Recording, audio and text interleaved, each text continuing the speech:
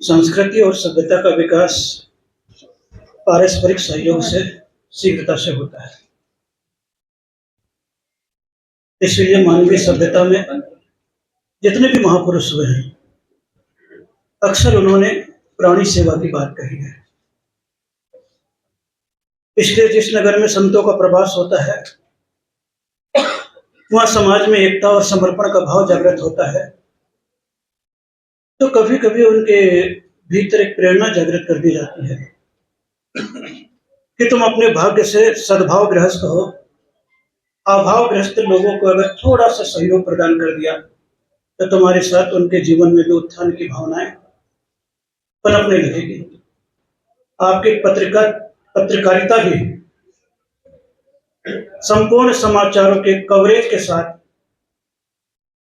देहरादून में 4 दीवारों के बीच कार्यक्रम को चतुर्दिशाओं में फैलाया है। 30 तारीख से 3 तारीख तक एक जन समाज का सर्वोच्च महोत्सव पंचकल्याणक प्रतिष्ठा महोत्सव का आयोजन संपूर्ण दिगंबर जन समाज के सानिध्य में यहाँ पर किया गया है, जिसके संपूर्ण प्रमुख पात्र सौधर्मेंद्र के रूप में अमित कुमार जैन मेडिकल वाले, यज्ञ नायक के रूप में अमित कुमार जैन देवलोक वाले और राजेश कुमार जैन पारिश टावर वाले कुबेर के रूप में यहाँ पर उपस्थित हुए हैं, जिनके संपूर्ण संयोजन की व्यवस्था के लिए जन समाज के कर्मठ कार्यकर्ता श्री संदीप कुमार जी जैन को संयोजक बनाया गया है। यह कार्यक्रम 30 तारीख से 3 तारीख तक होगा, जिसमें मानवीय सभ्यता जो 5 आयामों से गुजरती है उसका कृत्यात्मक दृश्यात्मक कुछ रूप यहाँ पर मंचस्थ किया जाएगा। वर्तमान में जो दुष्ट प्रवृत्ति बढ़ रही है गर्भपात की, तो सबसे पहले कल्याणक के रूप में गर्भ कल्याणक मनाया जाएगा। ये संदेश दिया जाएगा कि किसी प्रकार मानवीय सभ्यता में मनुष्य अगर उत्पन्न हो रहा है तो गर्भ में बिना आकांक्षा के पुत्र हो या पुत्री सबकी सुरक्षा करें, इस विकल्पों से मुक्त हो जाए। आबादी बढ़ेगी, संभालेगा कौन? प्रकृति जितनी आबादी देती है उतनी व्यवस्था स्वयं कर देती है। 47 करोड़ लोग थे तब भी भूखे नहीं रहते थे, और 125 करोड़ हो गए तब भी भूखे नहीं रहते।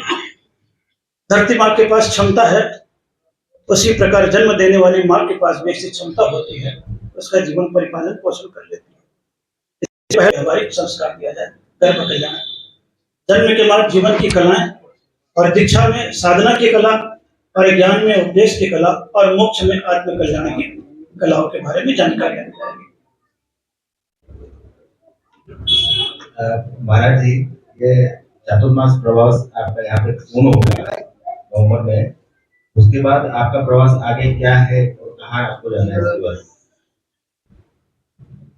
उत्तर प्रदेश से उत्तरांचल आया था, क्योंकि देहरादून जैन समाज के 6 वर्षों से लगातार इच्छा थी कि दोबारा वर्षा योग हो,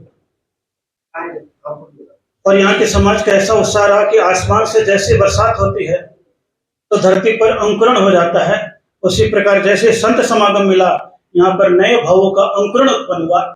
इसलिए यहाँ पंचकल्याणक प्रतिष्ठा महोत्सव संपन्न होगा। इसी प्रकार यहाँ से जब निकलूंगा तो आगामी समय पर 4 दिसंबर से लेकर के 7 दिसंबर से लेकर के 12 दिसंबर तक उत्तर प्रदेश के बड़ौद नगरी में भी ऐसा ही पंचकल्याणक प्रतिष्ठा महोत्सव मान स्तंभ का होगा। तो यहाँ से मैं 3 तारीख के पश्चात बड़ौद 20 एकड़ के क्षेत्रफल में फैला हुआ है, जहां पर दिव्यांगों की सतत सेवा होती है, जहां जिसके हाथ या पांव बिल्कुल कट चुके हैं, पोलियो वाले की नहीं, जिनके कट चुके हैं किसी एक्सीडेंटल या किसी कारण से कोई बीमारी से हाथ या पांव काटे गए हैं, उन्हें वहां से निःशुल्क, कोई पैसा नहीं लगता है, निःशुल्क वहां पर क्या कराया जाता है, आर्टिफिशियल लिम्स लगाया जाता है। साथ ही साथ उन्हें रोजगार भी प्रोवाइड कराया जाता है, रोजगार भी दिया जाता है। आदमी कंटिन्यू रोजगार की श्रेणी में, चाहे वहां पर 15,000 रुपए से लेकर 80,000 90,000 रुपए तक की सैलरी वहां पर कंपनियों के माध्यम से वहां पर रोजगार, लगभग हम अभी इतने वर्षों में 8-10 हजार दिव्यांगों को टिमंग लगा चुके हैं, और लगभग वहां पर जो हमने पिछले रोजगार मेला लगाया दिव्यांगों का, 300 दिव्यांगों को वहां से जॉब भी दिलवाई।